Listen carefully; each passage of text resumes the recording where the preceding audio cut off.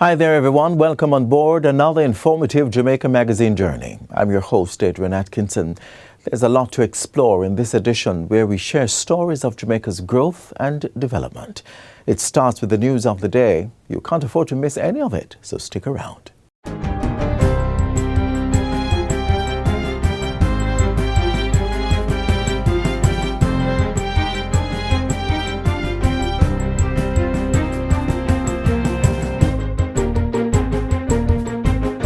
Good day, I'm Twyla Whelan and this is your JS News for Monday, November 11, 2024.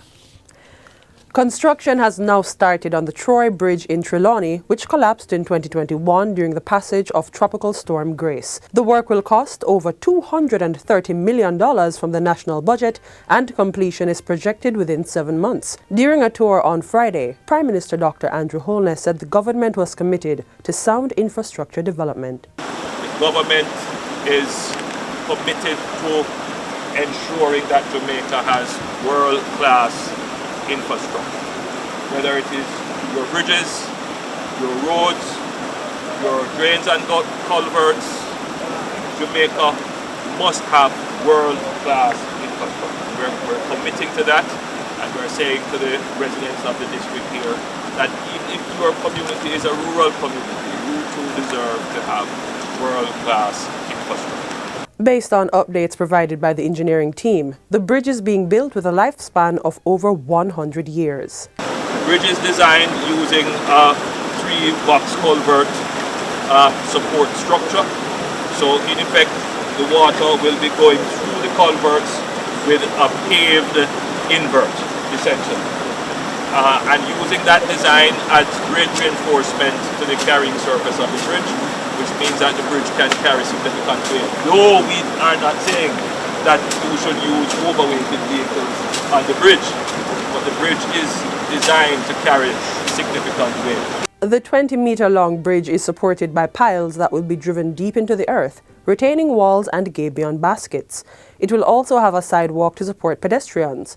The Troy Bridge links several communities in Trelawney, Manchester and St. Elizabeth, and the reconstruction is expected to increase commercial activities and convenience. Minister of Finance and the Public Service Favour Williams says the government will be leveraging artificial intelligence, AI, to improve and enhance audit committees in Jamaica, pointing out that AI can be used to identify trends and patterns in financial data that signal potential risks or fraud. She says the government intends to utilize the powerful technology tool to improve efficiency, accuracy, and insights into the financial and operational landscape. She adds that AI tools can help to model various financial scenarios based on historical data and market trends, allowing audit committees to better understand potential risks and impact on future financial health. Minister Williams was addressing the Government of Jamaica 2024 Audit Committee's conference recently. The conference comes on the heels of the 2023 amendment to Section 33 of the Financial Administration and Audit Act, which officially grants the Cabinet Secretary the authority to appoint audit committee members. In a move to strengthen Jamaica's sugar industry, the Sugar Industry Authority, SIA, will establish a specialized training institute aimed at providing more industry staff and educating farmers. The initiative is set to launch by December of this year. Minister of Agriculture Floyd Green confirmed the plans during his address at the Jamaica Association of Sugar Technologists' 87th annual conference. He also stressed the need for greater investment in agricultural research and development to drive growth in the sector. It's very difficult for one single entity to have a strong enough research agenda to drive any sector. That's why I have taken a decided approach that we're putting more resources into research. Additionally, the minister revealed that the government was exploring ways to facilitate a more private sector-led sugar industry. What the government is looking to do is to facilitate a private sector-led industry that can stand on its own with very limited direct government intervention. The new training initiative is expected to play a key role in developing the human capital needed to drive Jamaica's sugar industry forward. The Planning Institute of Jamaica, PIOJ, will stage its annual Best Practice Symposium on November 13, with special focus on developmental tools. The symposium, being held under the theme Tools for Development, will address critical issues in social development and violence prevention. By tools, we define that to mean any instrument, approach, methodology, or framework that social and community development practitioners will use to impact the community intervention landscape to effect positive change. Technical specialist with the PIOJ, Charmaine Brim, gave the details at a recent JS think tank. She says during the symposium, 17 booth holders will provide practical tools that people can tailor for their own use. Our symposium will take a different format in terms of allowing our partners and other stakeholders to be able to participate by showcasing their tools. So they will be highlighting particular methodologies or systems or framework that has in fact shown some kind of impact at the community level as it relates to addressing the issue of crime and violence. The public is invited and are encouraged to register via best practice at pioj.gov.jm or visit their website www.pioj.gov.jm.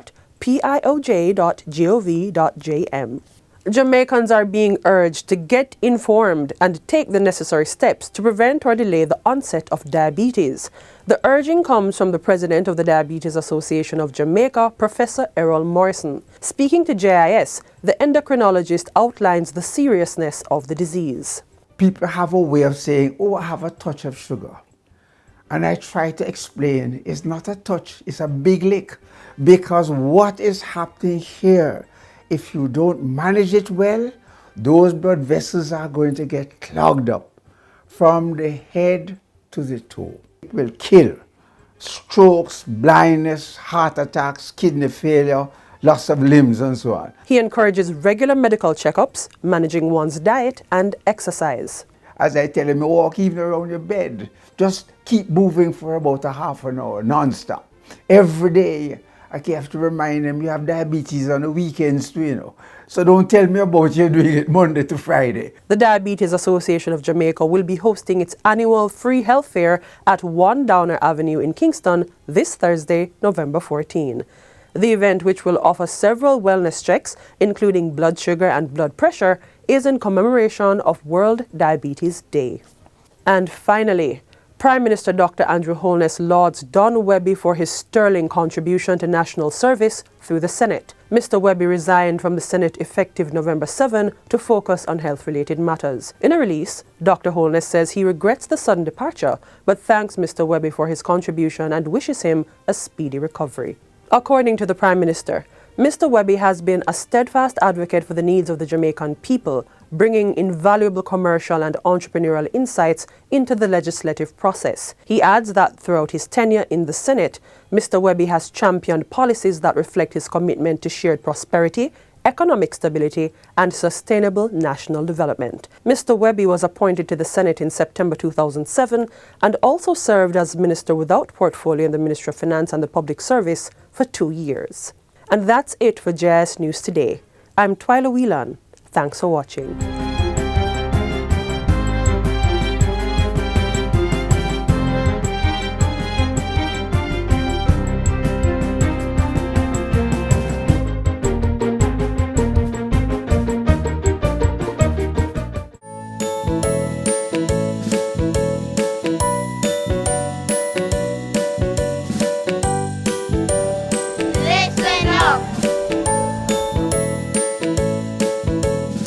Everyone has the right to freedom of expression, even our children.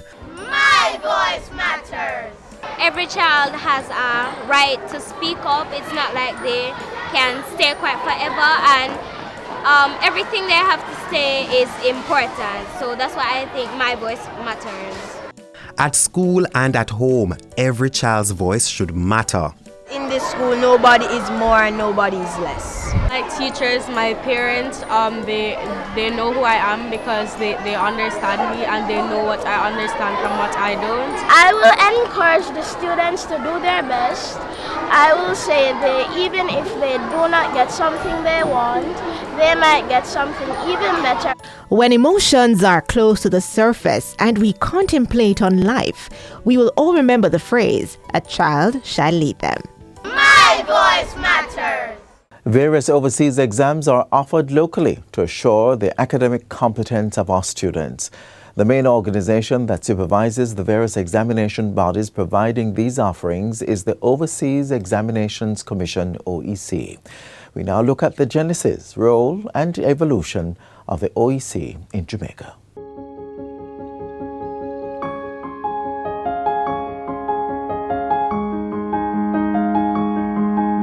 The project is really about a rebirth of the organization. We're doing our best to preserve the legacy, to preserve the history.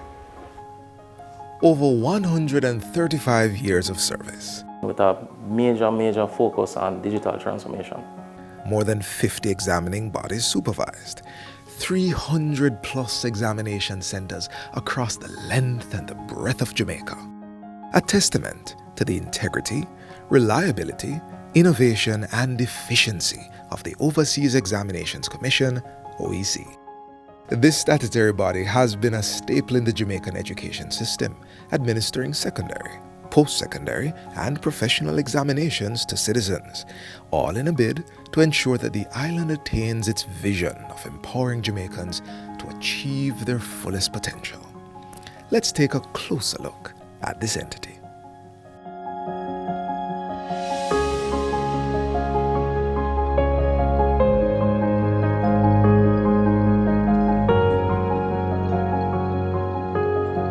The Overseas Examinations Commission is the public body that has been mandated by government to administer external examinations in Jamaica. And this goes back, of course, to 1887 that we've been doing this kind of work. But it was really in the 60s that it was formalized by the government. And a committee was established called the Overseas Examinations Committee to administer the examinations. And of course, OEC has been administering a wide range of examinations. The Overseas Examinations Commission, in its current form, had its genesis in 2005 with the OEC Act, which incorporated the old Overseas Examination Committee. By April 1, 2006, the commission was published in the Jamaica Gazette, and in February 2007, the 16 commissioners were named. However, the government saw the need to co-opt the committee, making it a statutory board under the Ministry of Education and Youth. The Overseas Examinations Commission came into being in 1887. That was close to 140 years ago, thereabout. It's begun at the Institute of Jamaica downtown, so we do share some history with the Institute of Jamaica. The first examinations were done by students who were children of British people who at the time occupied and lived in Jamaica. Of course, over the years, there have been many developments and many changes.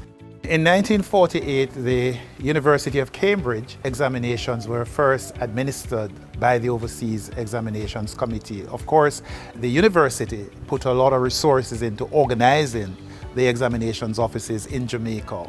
And then by 1957, the University of London started administering its examinations in Jamaica as well. And those exams were, of course, administered by the Overseas Examinations Committee.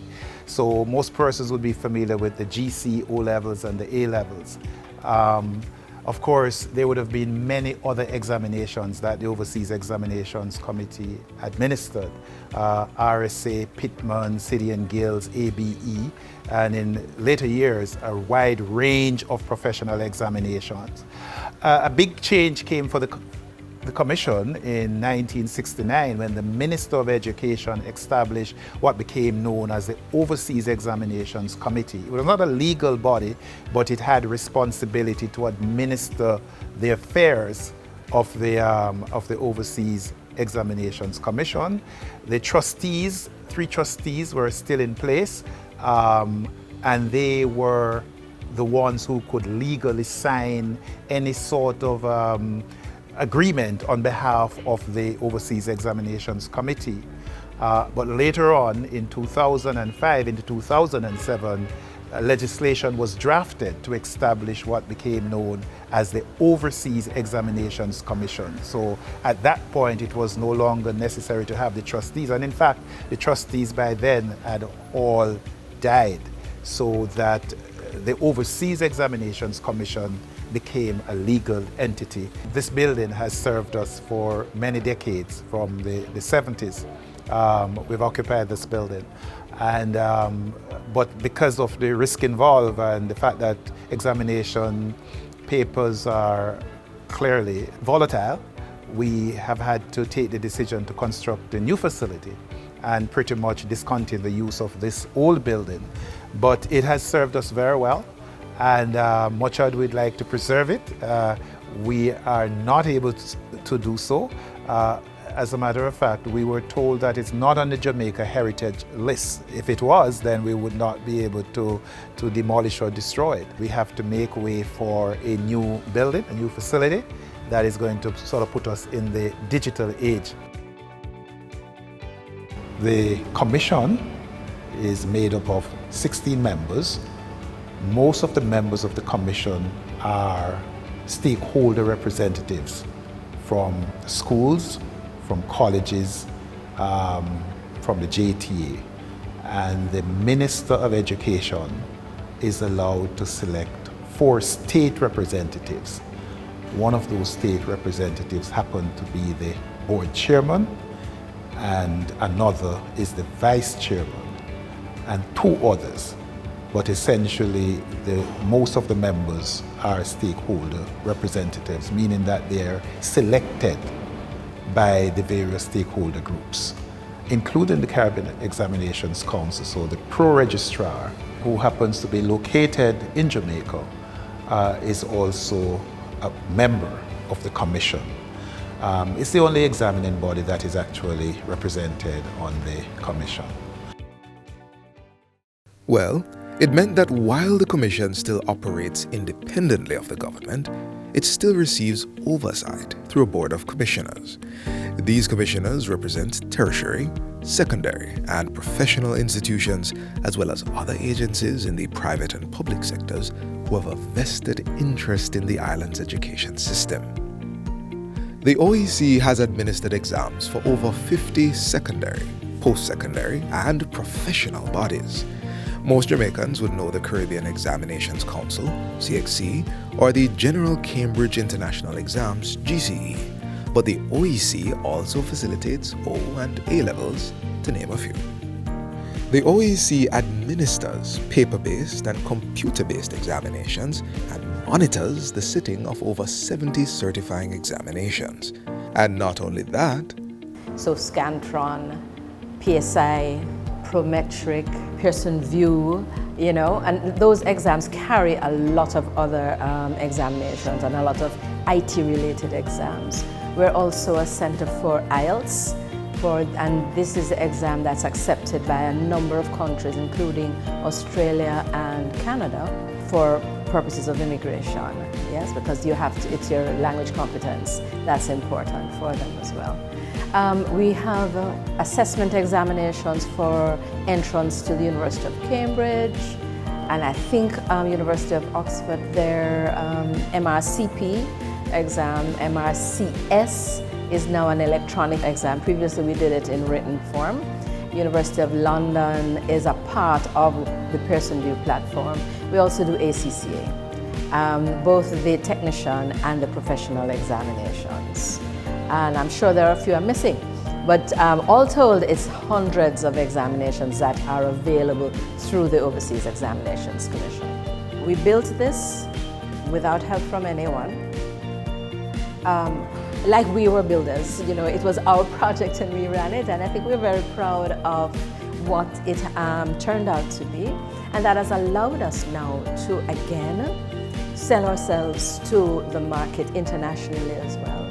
And then the latest major achievement is that we successfully completed the Stage 2 audit for certification as an ISO 2015-9001 organization. We're hoping to get the real word on the paper, but so far, indications, our emails and the report from our auditor suggest that we were successful. Perhaps that is a crowning moment for us.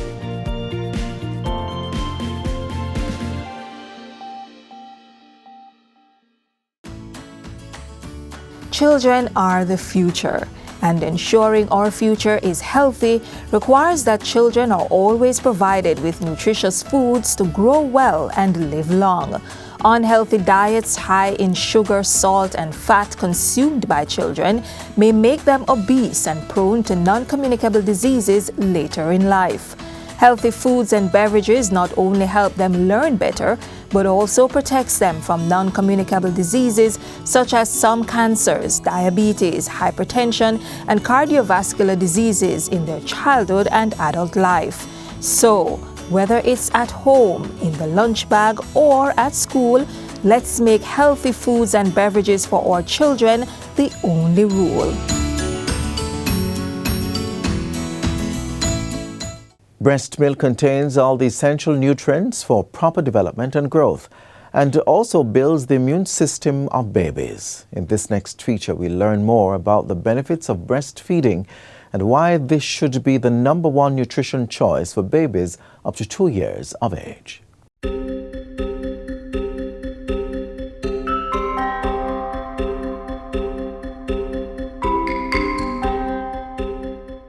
Every child has the right to enough nourishing food to grow well and flourish. For the very young, breast milk remains the best food source. Data from the World Health Organization shows that breast milk, as the natural first food for babies, provides all the energy and nutrients that the infant needs for the first 6 months of life. And it continues to provide up to half or more of a child's nutritional needs during the second half of the first year, and up to 1/3 during the second year of life. Breast milk provides much needed antibodies to protect babies against all kinds of infections. The colostrum or foremilk, which is the first milk produced by mothers after giving birth, is the baby's first immunization against some infections. Babies who are exclusively breastfed have less episodes of diarrhea, acute respiratory infection, and skin conditions.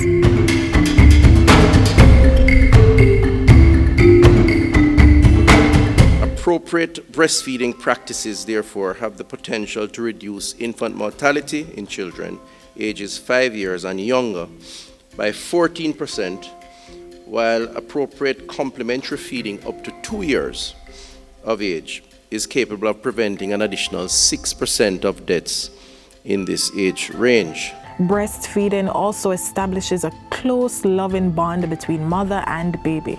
In addition, mothers benefit from improved postpartum recovery, reduced iron loss, and decreased risk of breast and ovarian cancers. Another benefit? Mothers need not spend on infant formulas, which can be a huge financial burden. Breastfeeding is a universal solution that has proven to improving the health, well-being, and survival of women and children around the world.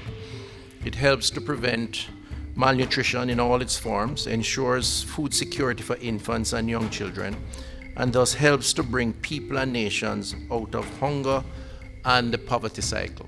That's big. That's quite profound. Men can actively participate and support the breastfeeding mother. So even, for example, if the milk is expressed and placed in a clean container or cup, then the father can be the one to feed the child from the cup with the breast milk. In cases where the mother is breastfeeding, the father can support her by doing chores to ease her burden. Some quick tips on breastfeeding for mommy to eat from all the 7 food groups that keep you healthy. Continue taking your maternal supplements.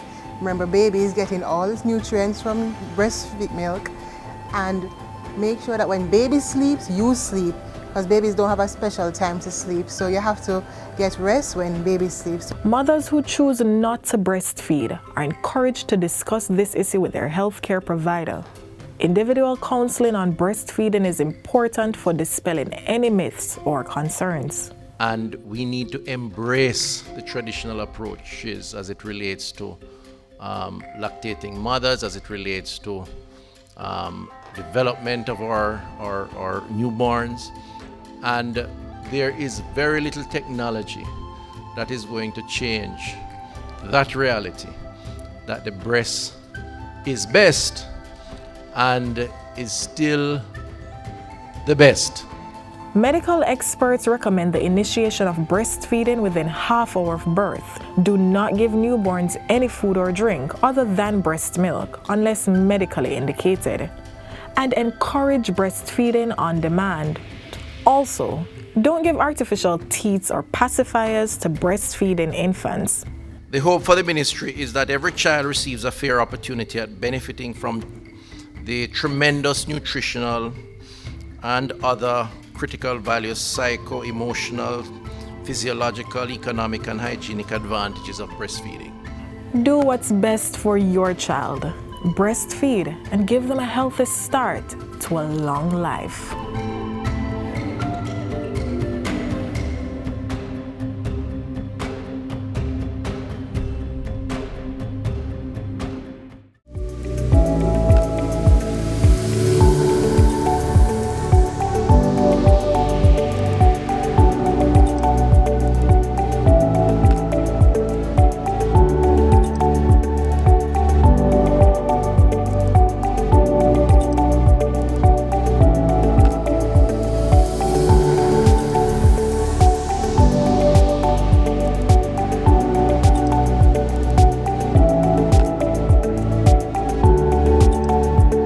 Washing your hands properly can help keep you and others safe. Remember to wash often, especially before eating or touching your face.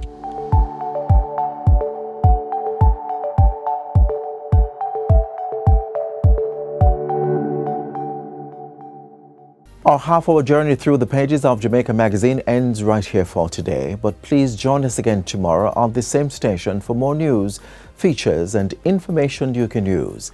In the meantime, visit our website jis.gov.jm for this and other offerings. On behalf of the entire production team, I'm Adrian Atkinson. Until next time, do take care.